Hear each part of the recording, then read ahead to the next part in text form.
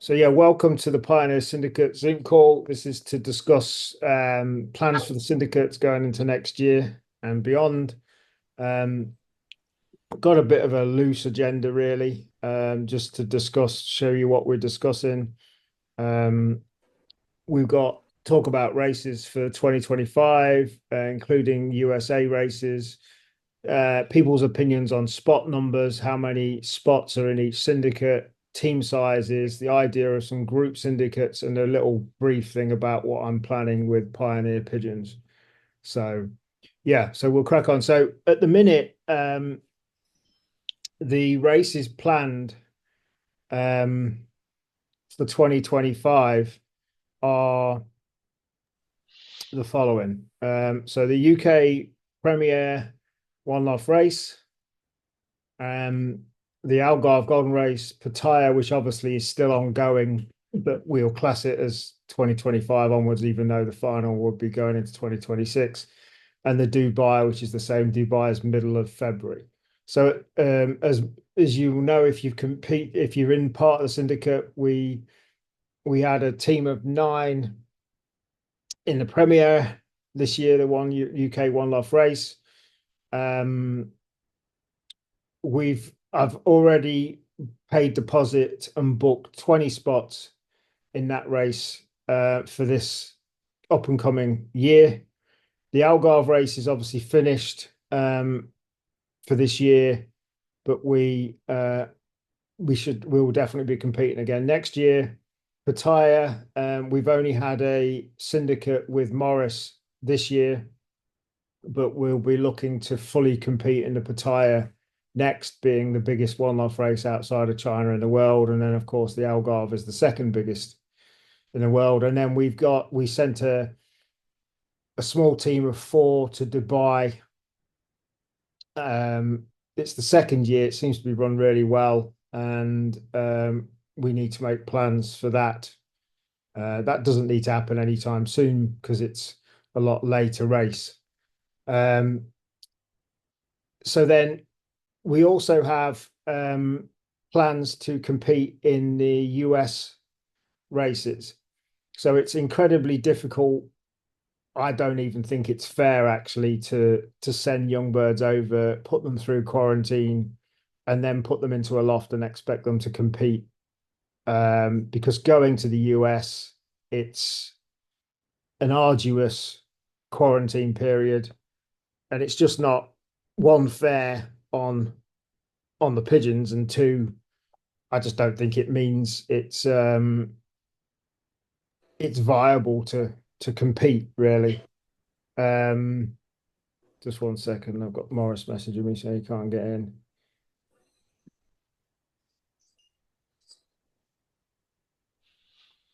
So yeah, so that's our so what we're planning with it is um Isaac Isaac already has so Isaac is Irish but lives in Boston and has done for the last 20 some odd years.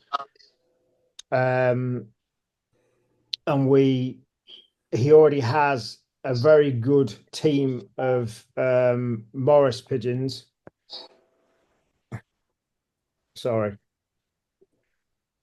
I went through Zoom and everything with Morris in the Algarve and showed him what to do, but he's saying nothing's happening. So, um, Oh, we get him into the 23rd century.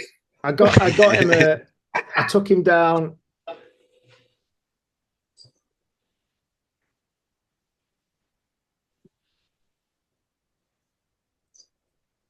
I took him down another phone to replace his out the arc old iPhone. So I took him a phone. I'd got a newer phone. So I'd got it all set up, transferred everything over, done everything, and showed him Zoom. But anyway, so yeah, so Isaac's already got a good team of Morris pigeons already. Um, and you've got some other pigeons as well. Isaac, do you want to tell people briefly what you've got overall? Yeah. So, hi, I'm Isaac. Shoot, I'm from Cork, and yeah, I grew up in a pigeon loft back home.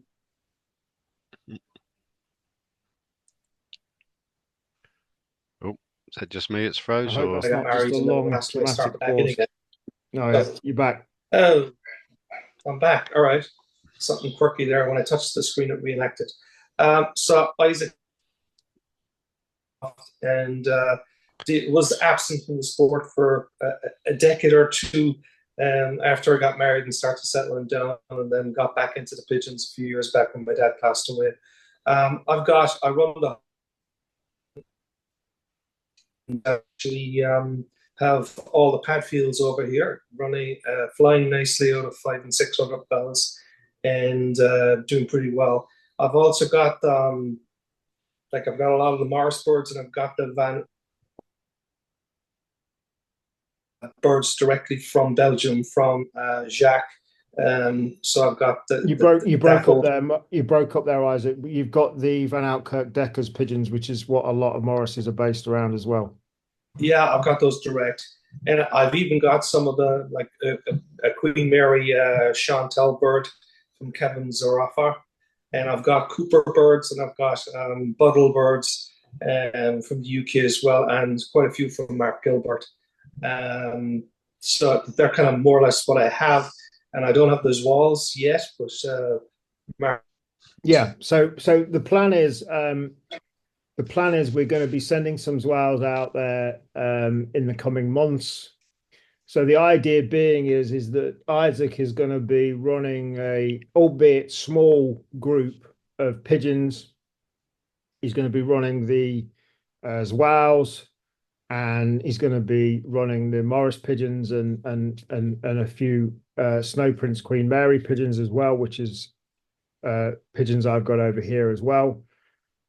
And basically, Isaac's going to be running like the satellite stock loft in the US for the reason of competing in the US one loft races.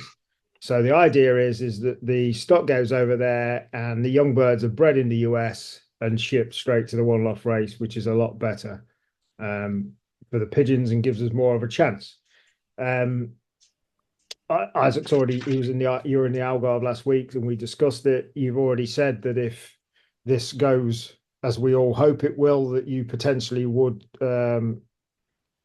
focus on this as your main thing, pigeon related. But initially, we're going to send some Zwow pigeons over, maybe a few more as well to complement what you've got, and basically get competing in the US races. The first race to focus on has to be the Hoosier because it's the biggest.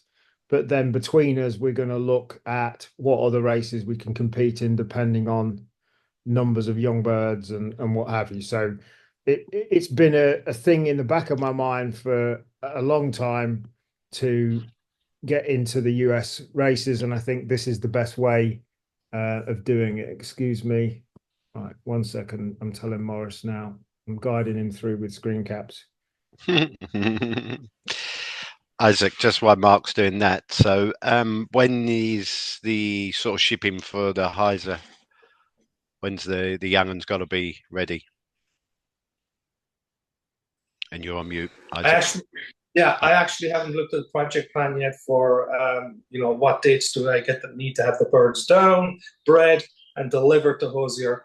But the beauty is that if we are sending a significant number, I can actually, it is a bit of a drive, maybe 700 miles from here, but I could drive out there and actually drop the birds so that they're treated with silk gloves until they're the Hozier lot. And there's no problem just aligning with the dates that they have. Most of the dates here, I think the dates would be similar, and I could look it up while he's there, real time, based on what they have this year. But they have a pretty wide window of about 2.5, 3 months where you can be sending birds. So it's not like it's a very small, narrow window to send them in. That gives people the opportunity to have additional birds in the race, because otherwise, you'd want a ton of pigeons to be breeding off of to be able to send a big team.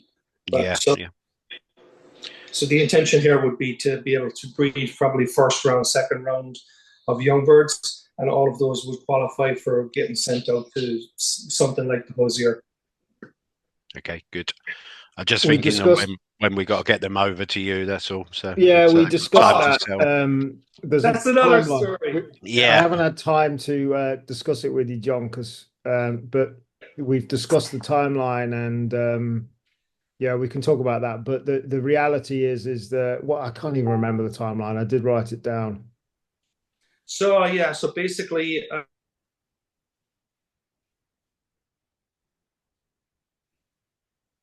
lost Isaac again. I don't know if everybody else has, but all right, no, do say that because I can. All it takes is me touching the screen, and apparently it opens up and you can hear me. So we've got two main people that bring birds into the US I would say that are competent for this. One is Big Andy. He's pretty world famous. He runs his own one loft race down in Florida. He's a Canadian, and he's also the primary shipper for Pippa, shipping birds into the US. And the second is, and his birds would have to come through Belgium. If they come through Belgium, then they got to go through some quarantine papering from the UK into Belgium to get from Belgium then to the US. Either which way, that route would probably, and Andy's got a shipment going at the start of November, in the first week of November. So that's probably the best date we can aim at, in which case we would have the birds by the end of January here. okay. The second person to go through is Daniel Hash. Daniel Hash, he unfortunately doesn't have a load going until January, and he's got some birds going through Poland earlier. The Polish connection, those birds go from Europe to Poland, quarantine Poland, Poland to Canada, quarantine in Canada, and then into the US. That's the longest route and the cheapest route, but it takes probably 3 to 4 months. Right, yeah. And then his route from Europe goes from Animals That Fly in Holland straight to the US, and that's about probably 6 to 8 weeks if you align with his dates. But unfortunately, his next shipment, I think, is in January from Holland. I've already checked with Daniel and with Big Andy. So Big Andy's first up. If we could get him on the Andy birds, then you've got the birds here as early as possible. And we will be able to, they'll be able to settle in nicely, and you're not breathing off them straight away. Yeah, exactly. It's important that they have a bit of settling in time, especially to a completely different country and environment and everything else. So it's, I think you get better young ones when they've had a couple of 3 months in a loft. So exactly, and I don't like even the birds I've had. I'll likely breed from the birds I have. I don't. Yeah. I'm not one of those people that believes in taking 20 young birds off of a single pair in a year or whatever. It's like my birds are the good ones. That I might get 3 rounds off them, but I'll slip probably one of the pairs. And most of them are only breeding maybe 1 to 2 rounds of young birds. I think it's too much stress on the birds, and other people would do it differently to me, I'm pretty sure. But I'd rather, happy birds, healthy birds, and strong birds. So what are the dates to get the Big Andy shipment, and when do the birds need to be in? The birds need to be in, for Big Andy, the birds need to be in Belgium by, I think he said the first week. I'll just check my date here, Big Andy. The first week in November. Andy, I connected with Andy while I was still at Hosier, or I'm not at Hosier, the other one. So 3 weeks, within the 3 weeks. Yeah, he's saying November, and he didn't give, but he did say, I spoke to him early November. If we can get him over there first week in November, we would be doing good. Okay. Let's discuss that. We can arrange to figure out that out between us.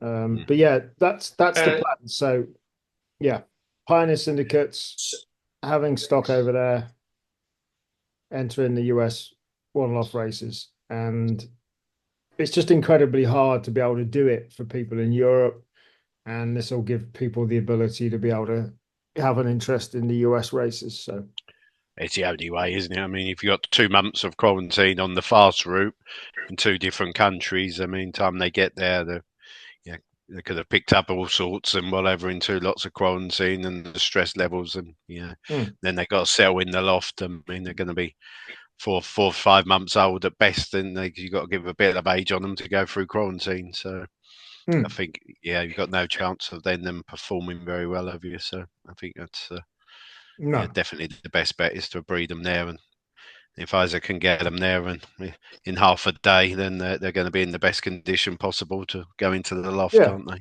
So yeah, that's the plan, folks, for watching on the recording, and John and Jimmy who are here live. That's the plan for the US stuff. So moving on to sorry, mate, go on. A question that John had asked just while you were off trying to walk through Morris through the pitfalls of technology. I've given up with John. I've given up with Morris now. I told him to watch the replay. So this year, they accepted birds at Hosier between 15th of February and May 10th. Okay. All right. And I mean, personally, I think somewhere in between probably getting birds to Hosier in the April timeframe that are well reared is probably the best timing to get birds out to them. Yeah, that's good, because then the pigeons have had 4.5, 5 months to settle down before they start rearing, and they should be well acclimatized by then. So that's good. Cool. So so that's the US plans. Exciting times. With regards to other races, does anybody? I mean, so I've talked about the races I think we should definitely be in, which is, as I said, the Premier in the UK, the Algarve, the Pattaya, and the Dubai looks good. And with the Dubai, it's more of a sprint race, so it's something different. It's a different type of young bird that can be sent there, so it gives us a different test to test out the pigeons. So they're the kind of 4, plus then the US that we're planning. Has anybody else got opinions on if there's any other races we should compete in? I just came across a new one, and it's in the Costa del Luz in Cadiz in Spain, and it's what they call it's another derby, one-off derby in Cadiz. Okay. It's the Costa del Luz Derby, or the Derby of International Pigeon Derby of the Costa del Luz. Okay. I'll have a look into that. Yeah, I mean, personally, I would steer clear of all the UK ones apart from the Premier, because they seem to have huge losses and really struggle in the UK the last couple of years. Other than the Premier seems to be well run, and Jeremy's very experienced, but I think you're better off going into Europe and the US, where they seem much better. His auctions are finishing at the minute, so I asked him to come on. He said he'd try and jump on, but he may not make that because his auctions are right in the middle of finishing. But no, I mean that's my opinion. I think the Premier's run well. We do have. I like the value for money with the Premier because. He's currently, if he hits, so he's expanding it slightly or maximum potential up to 1,300 pigeons this year. If he gets 1,300 pigeons, he's going to be paying out 100,000 in prize money, which for £155 a pigeon is very good. That's actually reasonable. Yeah, Hosier's not that cheap. No, I know, but and I think it's really good value for money. So I hope he does hit the 1,300 really. As I say, we've got 20 spots at the minute, and there's potential for more at the moment. Anyway, so yeah, I think unless anybody else that's watching this replay has got some ideas, that's what we should stick to. The 4 we're talking about already, plus the US ones, is where we're at. But again, if anybody's got any other suggestions for other races anywhere, well, not anywhere in the world, but in other countries, let us know for the point of view of people watching the replay. With regards to spot numbers, how many spots are in each syndicate? At the minute, there's 100 spots per syndicate. Did it that way to make it really easy for people. 1 spot equals 100%, 1%. I am thinking that the on some of the more expensive races, like the Pattaya, we should increase the spots. I mean, in the bigger picture, it doesn't really matter. If somebody was going to buy one spot at 60 quid, they just buy two spots at 30 or whatever. But it does mean the whole one of the whole ideas of this is the whole idea of Pioneer Syndicates has been set up, one, to be able to compete in these races around the world, and two, to get people involved for low money. We have people that have bought one spot, we've had people that have bought many, and it's down to whoever wants to do that. But I think on some of the more expensive races to compete, I'm thinking of increasing the spot sizes, so it'll just be spelled out in each syndicate. There's this many spots available at this price, so increase the number of spots maybe to 200. And again, it just gives people the ability that maybe don't want to spend £60 a spot, that it comes down to 30. Mm-hmm. It's not relevant for the certainly for the Premier, but yeah, that was an idea I was thinking of doing. So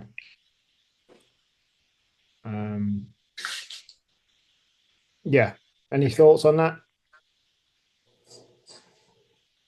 I think for the bigger races, sense where they're more expensive to get the birds there, etc. And for the smaller ones, yeah, I mean, entering the Premier is like £12.50 a spot, so that doesn't make sense. Yeah. And then with regards to team sizes, we asked this in the WhatsApp group. If anybody's watching and not in the WhatsApp group, I'll share the link to the WhatsApp group. Rather than having like, it was just how it felt, for example, with the Premier this year, we had a team of 3 and a team of 6. We're just going to keep one syndicate team per team of pigeons. So, for instance, there'll be 10 pigeons in the Zwals Pigeon Syndicate, and people will just, so you're competing rather than thinking, damn, I wasn't in that syndicate and that pigeon's doing well or whatever. So there'll be one team there per team of pigeons per race, basically. So there'll be no split. There'll be no syndicates A and B. Obviously, if we sell out of the first syndicate and there's more spaces available, we can do another one. But for the purposes of that, so I think we're going to keep it at that.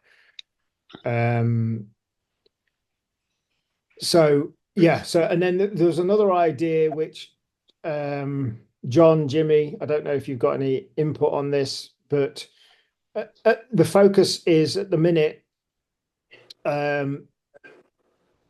sending the Zwals, sending the O'Donnell pigeons, and I'll talk to you about it shortly about the Pioneer pigeons. So there'll be 3 groups of pigeons being sent to these races. But I did think, and it's just an idea to float out, not relevant to the US races as such, but relevant to the others. I did think whether we should have put together, and see if people like it or not, a group syndicate for 2 reasons. One, we could have a group of, say, 10 going to the Premier, and it could be a combination of Zwals, O'Donnells, and maybe even some people competing. Everybody puts a pigeon or 2 in, and we put together a group syndicate. So this is not to replace Zwals Pigeon Syndicate. The Zwals Pigeon Syndicate, as an example, will have 10 in it, but we could potentially put together another group which contains 2 Zwals, 2 this, 2 that, just to have a bit of a difference, kind of a competition within the own syndicate, and it's just something a bit different as well. So I don't think that's a bad idea at all, because you also get different pigeons within that syndicate that are going to perform on different days. So it's depending if it's an easy race, a tougher race, whatever it may be. If you've got a nice mixed syndicate, and that's basically what I guess what we're going to do in the US with Isaac as well, because he's going to have a good mixture of bloodlines, and so the syndicates will have a mixture in. So yeah, I mean, it is what we're going to do. I mean, a team going into the Hoosier will consists of different types of pigeons. So I was thinking about putting a grouped syndicate together for the Premier, for Pattaya, for the Algarve, and a lot of people that buy these syndicate spots will buy. He's not on the call, but John Matucci said that he literally bought he'd bought the Zouao's pigeon slots he wanted to, and then realized he hadn't got any of Morris's, and literally bought some spots available couple of days, 3-4 days or whatever it was before it won that hotspot race. So a lot of people go in multiple ones, but this would be a bit of a different way of doing it. So I don't know if there's a team of 5 in the Algarve, there's 1 or 2 in of each or whatever, however it works out. We can just spell that out in each of the syndicates. So yeah, a mixed syndicate basically. So yeah, that's something we can look to do as well. So I'll put that. I think if you're up for it, John, yeah, definitely we can do that. Yeah. So I think it's a good idea.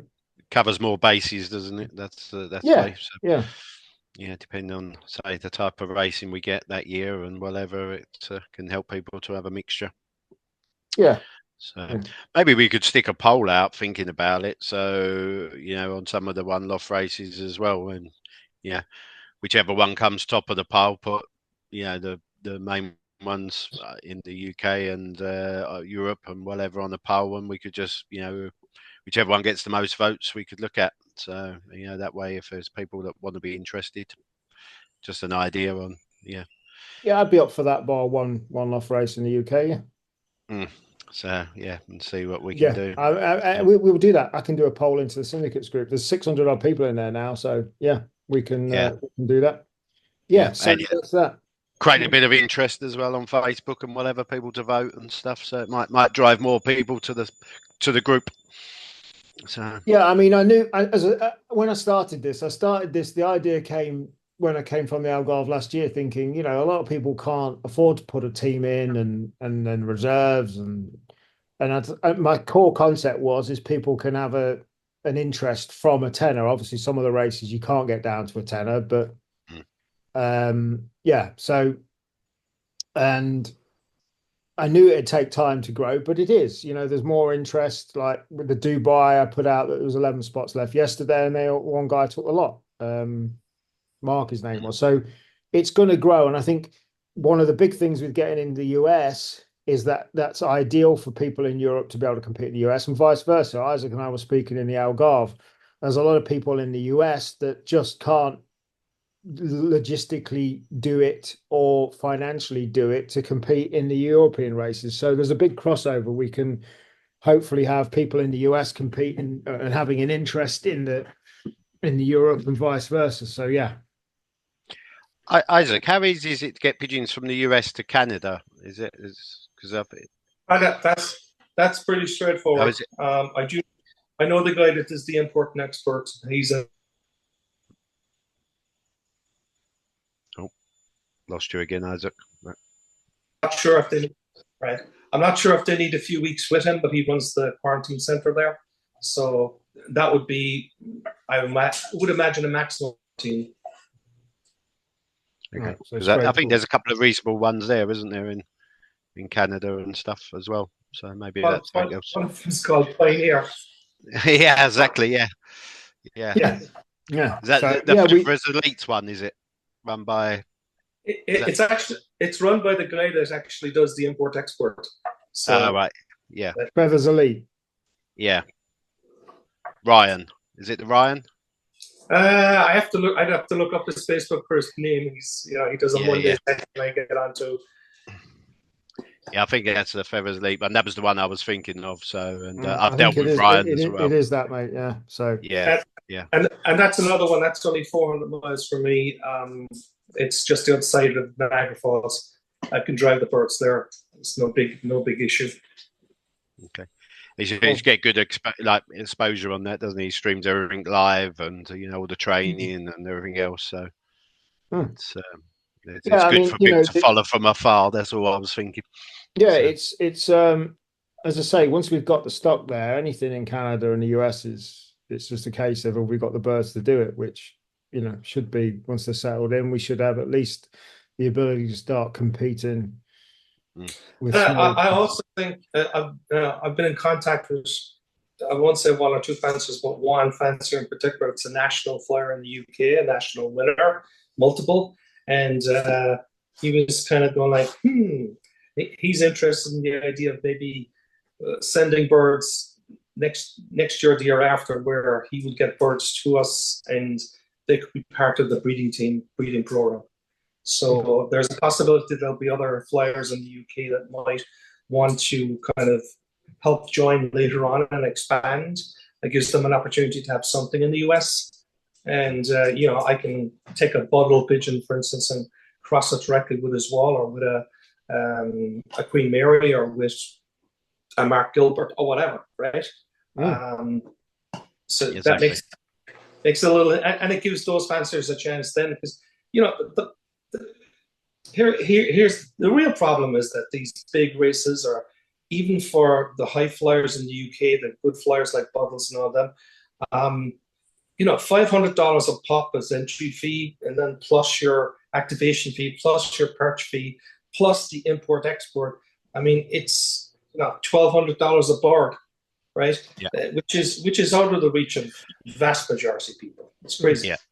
And you're on the back foot because they've had the 3 months or so of quarantine. So, I mean, even at 1,200, if you was going on an even foot, some people might have a go. But, Yeah.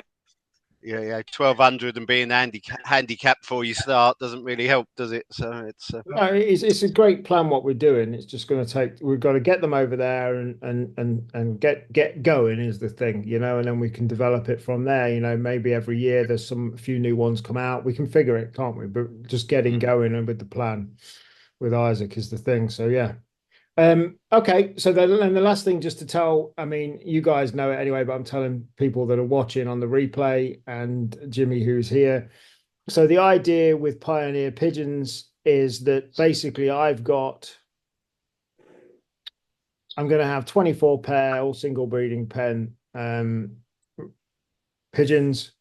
I've got arguably some of the best wows outside of John's own loft. Yep, I've got some great Morris O'Donnell pigeons. I have a particular interest and like in these Snow Prince pigeons. For those of you who don't know, Snow Prince is a high position NFC Tarbes pigeon himself, and then went on to breed Queen Mary, who was first NFC 2019. And then I've actually got children from Snow Prince when paired to a pigeon called Dark Katie, who was second NFC Tarbes the same year Queen Mary won it. And they're hard. There's Kirkpatrick running through Snow Prince. Actually, he's a grandson of Stan the Man. Is that they're hard pigeons. So I've got, or will have by this time next month, 10 children of Snow Prince here. And then I've got a few other. I've got like double grandchild of Spider-Man. I've got a few other. I've got a Romanian sprint champion hen here. I've got a couple of other pigeons as well. So the idea is that if you take the main 3 families mixed in with a couple of others, I'm essentially going to become the test lab for it. So John's going to be racing the Zwow's Pure, for want of a better word, or Zwow's Pigeons. Morris is going to be doing the same. Isaac very much is an extension, the US extension of the labs, as we will call it. And Pioneer Pigeons is going to be doing the crosses. If you notice in the Premier One Loft race this year, there's quite a few Zwow's pigeons up there, and they're all crossed. Yeah, their cross won't hurt them at all. So. Cross with Darren Mays, cross with can't remember who else, but I remember one of Darren Mays was high up there. So that's what I'm doing with Pioneer Pigeons. I'm going to be crossing in the Zwow's to the Morrises, the Zwow's to the Snow Prince. The Snow Prince basically just have the crosses going on, because I think it could be quite interesting in certain races. Some of the more speedier strain of the Zouaves will help.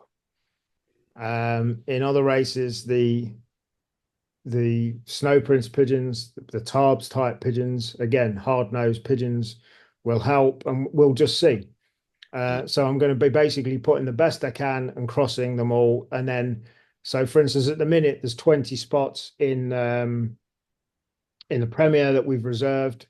10 at the moment will be going, 10 Zouaves pigeons from John will be going into that, and 10 Pioneer pigeons will be going in as a syndicate as well. And then all of those pigeons will be the crosses of the best I've got here. Well, as I said, I'm only keeping 24 pair.